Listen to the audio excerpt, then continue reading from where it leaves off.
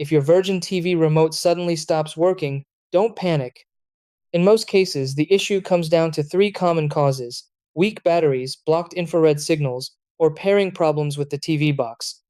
Start with the simplest fix. Replace the batteries with fresh ones and make sure they're inserted correctly. Battery issues account for the majority of remote failures.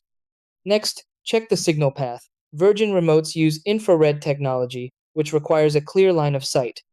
Make sure nothing is blocking the front of your Virgin TV box, no decor, soundbars, or stacked devices.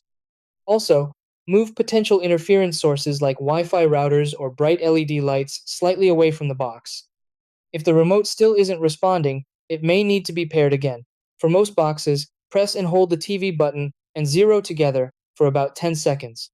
If you have a V6 box, hold the home and zero buttons instead. Wait for confirmation on screen that pairing is complete. If pairing fails, try a factory reset on the remote. Hold TV and clear for 10 seconds or TV and rewind for 10 seconds to restore default settings.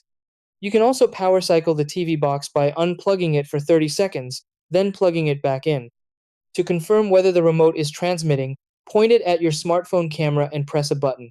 If you see a flashing light on your phone screen, the remote is sending a signal.